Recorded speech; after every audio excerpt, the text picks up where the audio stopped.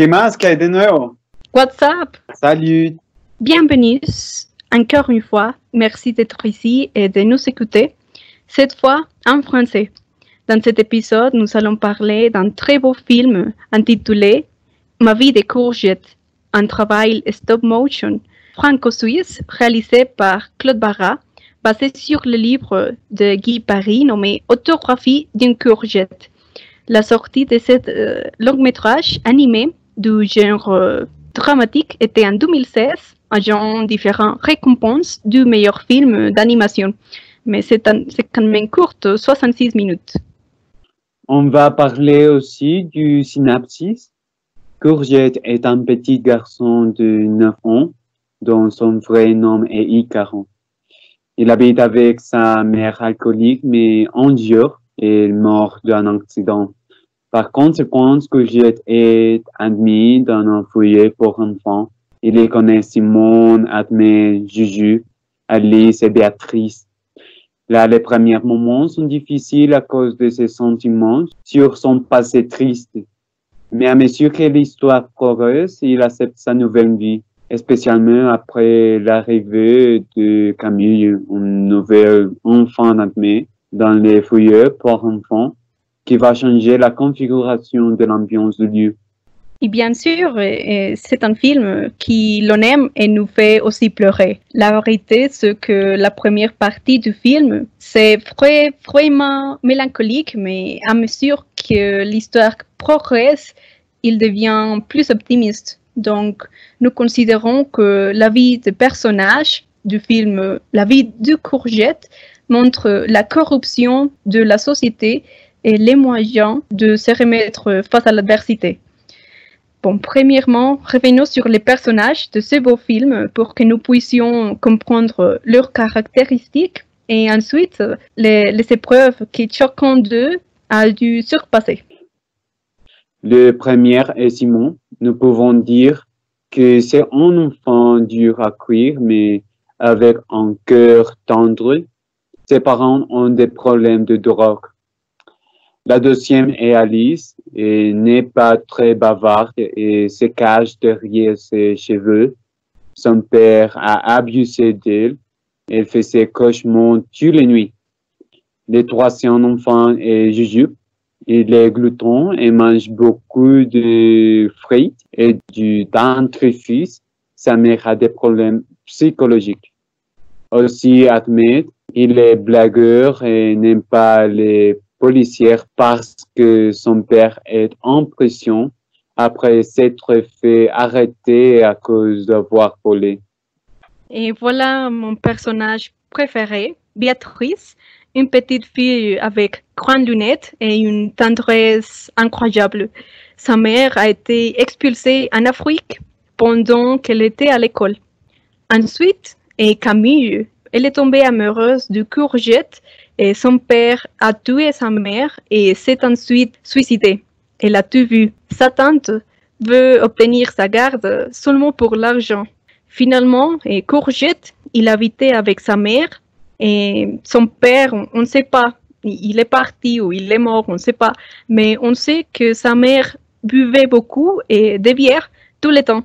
Après un accident à la maison, Courgette croit qu'il l'a tué.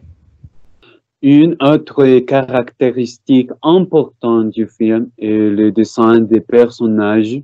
Ils ont des têtes démesurées, des yeux ronds et ronds, de la peau pâle et de l'aspect mélancolique. Le réalisateur Claude Barras a parlé que la raison de l'aspect mélancolique du personnage est l'expression de ses sentiments. Chaque enfant de le film a expérimenté quelques situations difficiles pendant son enfance, comme on peut apercevoir à travers les yeux d'autres enfants.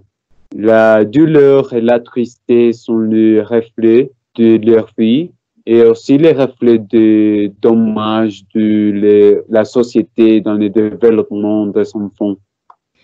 Ok, d'abord, maintenant, nous présentons les adversités. La première, c'est l'abus sexuel sur mineurs.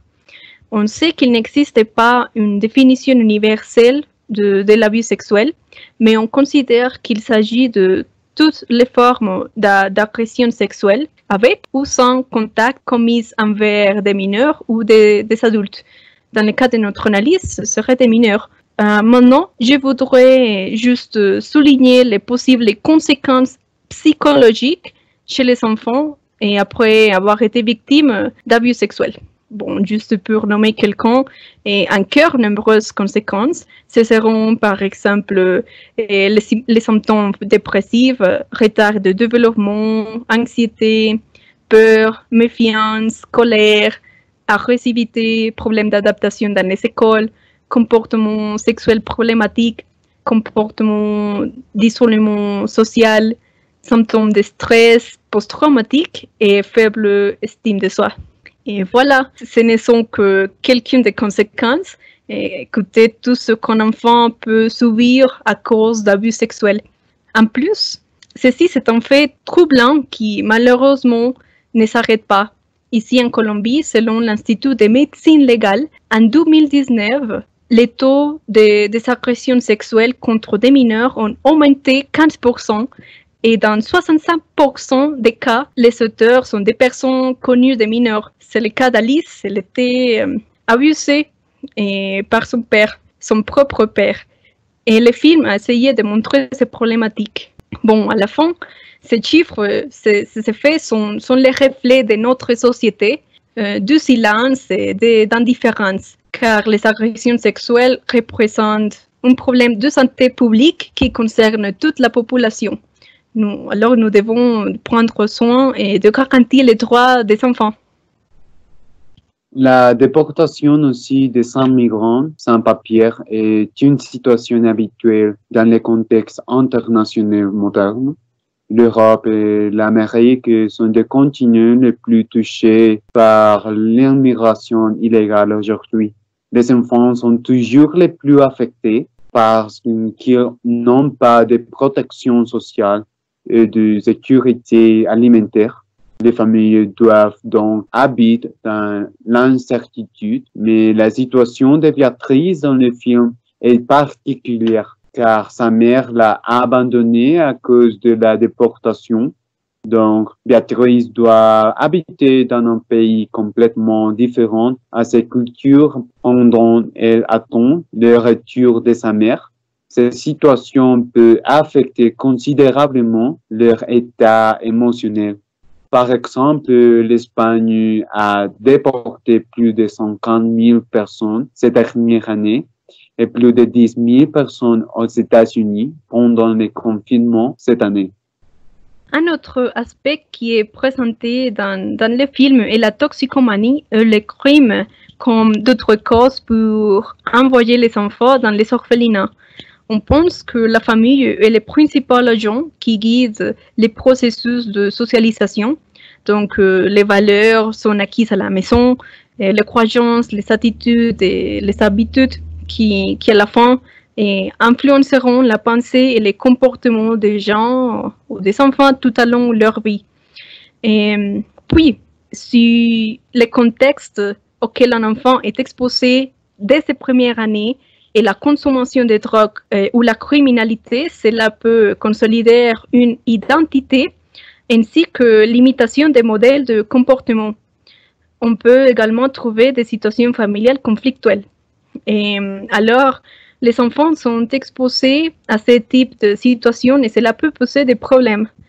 De surcroît, ce que m'interpellait en faisant la recherche de cette thématique, c'est qu'ici en Colombie, en 2014, la Cour constitutionnelle a déterminé que l'Institut colombien de protection de la famille ne peut pas tenir un mineur à l'écart de ses parents simplement parce qu'il est toxicomane ou parce qu'il a commis un crime. En effet, tel comportement, selon la Cour, n'implique pas en eux-mêmes qu'ils ne peuvent pas s'en occuper de leur fils. Eh bien, ce serait un aspect analysé ainsi que les raisons pour lesquelles les gens retombent dans la criminalité et la consommation de substances. En tout cas, cela continue d'être un problème social qui touche les enfants et auquel il faut faire attention. Autre cas, ce sont les orphelinats qui sont des lieux les enfants sans famille peuvent recommencer sa vie. Ça lui offre de nombreuses options pour se développer pour la réinsertion sociale à l'avenir. Ils s'y reçoivent de l'éducation, de protection sociale, de l'alimentation et un endroit décent pour vivre. Cependant, les conditions pour chaque enfant sont différentes. Les enfants doivent traverser pour des situations de grand stress émotionnel. Je pense que c'est pour ça que les gens ont des perceptions négatives sur ces lieux. La mélancolie est un sentiment constamment décerné pour les orphelinats. Les enfants aussi doivent voir ses amis partir avec leur nouvelle famille pendant les plus grandes attentes, la possibilité d'être adopté par une famille ou non. Donc, la deuxième partie dont on veut parler, c'est la résilience. On trouve que Courgette fait face aux 4 stations de deuil, la négation, le ressentiment, la dépression et l'acceptation. Dans les premiers cas, Courgette essaye d'éviter la compréhension du fait que sa mère est morte. Le petit garçon exprime sa volonté de retourner à sa maison pour être avec sa mère. Mais la directrice lui rappelle que ce n'est pas possible dû au fait qu'elle est au paradis. Elle est souvent catégorie et le sentiment qui est vu quand Courgette s'approche la mort de sa mère. Ces ressentiments causent le développement de la 3e catégorie, la dépression. Au début du film, Courgette a des problèmes pour s'intégrer dans le foyer de son enfant. Il préfère d'être seul dans sa chambre en évitant de toute interaction. Finalement, l'acceptation se produit quand il comprend qu'il est parti d'autres familles. Aussi, au cours du film, nous pouvons voir comment les enfants trouvent dans leurs amis le soutien nécessaire pour mener leur vie d'une meilleure façon. Et jour après jour, ils trouvent que l'amitié est ce chemin qui les aidera à surmonter leurs conflits internes. Nous voyons par exemple Alice et Camille et aussi l'émergence d'une forte amitié entre Simon et Courgette qui a même permis à Simon de se sentir mieux et de changer d'humeur. Et bon, c'est ça, les problèmes ou les adversités auxquelles vous avez été confrontés tombent à l'arrière-plan lorsque vous avez un ami en qui vous pouvez avoir confiance. Et c'est finalement l'un des messages que le film nous laisse. Finalement, on peut voir qu'au XXe siècle, la configuration de la famille a changé. La famille n'est plus traditionnelle et ne fait pas référence au noyau familial configuré pour un homme, une femme et des enfants. Maintenant, la famille est plus diverse. Il y a des familles avec une seule femme comme les plus gros contributeurs ou des familles homoparentales qui peuvent conformer une famille grâce à la reconnaissance de leurs droits. Également, la famille accepte l'addition de nouveaux membres, comme c'est le cas des animaux domestiques, ou l'inclusion des amis comme un facteur important pour l'union de tous. Bref, la vie de Courgette, ainsi comme la vie de Camille, Alice, Jujube, Ahmed, Béatrice, représente cette dichotomie et ces combats entre le bien et le mal de notre société. Et il nous propose une réflexion sur la manière dont nos actions affectent les enfants. De même, il parle d'agression sexuelle, de déportation, de toxicomanie, de criminalité, et aussi il nous présente un type de vie à l'orphelinat et nous donne des raisons de penser à ce qui est beau dans la vie et ce qui peut nous aider à surmonter des problèmes. Et bon, nous voulons finir avec la bonne nouvelle. L'emprisonnement à vie pour les agresseurs sexuels des mineurs en Colombie vient d'être approuvé.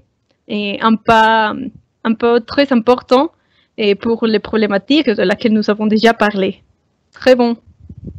Oui, Wendy, et nous vous remercions d'être ici.